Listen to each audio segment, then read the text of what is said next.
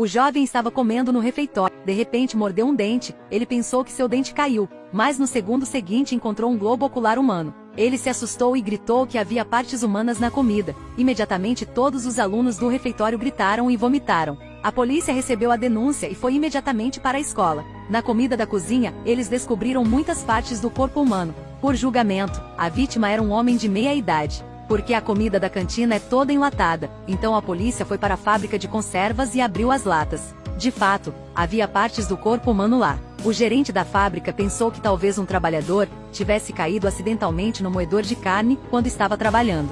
Mas a polícia não conseguiu encontrar as roupas do morto na lata. Isso significa que o assassino, após cometer o crime, usou intencionalmente a linha de produção para destruir o corpo. A polícia imediatamente trouxe todo esse lote de enlatados para a delegacia e despejou tudo. O departamento forense queria filtrar todas as partes do corpo humano para comparação e análise. Muito rapidamente eles remontaram uma parte do osso. Descobriram que a pessoa morta fez uma cirurgia para abrir o crânio. Não há muitos hospitais que podem fazer essa cirurgia difícil. De acordo com esta pista, eles encontraram a identidade da pessoa morta. Ele é um especialista em inovação alimentar. A polícia encontrou o assistente dele. O assistente disse que o especialista havia criado recentemente uma espécie de receita secreta de comida que poderia gerar um enorme lucro para a fábrica. Mas o especialista ainda não vendeu, porque queria expor o problema de segurança alimentar de uma fábrica antes. Talvez alguém quisesse pegar essa receita para si mesmo, então o matou. Ao final, o exame forense constatou que havia uma grande quantidade de substâncias aromatizantes e anticorrosivas na lata para mascarar o sabor do corpo, mas a proporção de matérias-primas da linha de produção é ajustada automaticamente pela máquina. Isso prova que o assassino é um funcionário da fábrica. A polícia encontrou o dono daquela fábrica. Ele disse que o assassino que matou o especialista era provavelmente o gerente da fábrica. Como o especialista descobriu a fórmula, o chefe queria convidar o especialista para ocupar o lugar do gerente. Portanto, o gerente provavelmente o matou para manter seu emprego. Mas quando a polícia perguntou ao gerente, ela disse que sempre esteve em viagens de negócios. Os funcionários puderam testemunhar. Isso paralisou o caso. Mas então a equipe forense fez uma nova descoberta nos ossos restantes. Eles encontraram mais partes de cadáveres na lata de comida e tiraram todos os ossos. Finalmente descobriram uma ferida estranha nas clavículas dos mortos. Parece um buraco causado por agulha.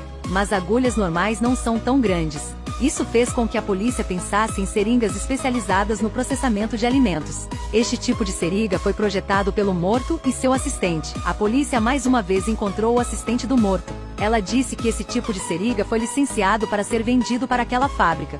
De acordo com o desempenho, o assassino usou uma seringa para esfaquear a artéria no pescoço do homem morto. Então o sangue derramado definitivamente cobriu todo o corpo, até a cabeça do assassino.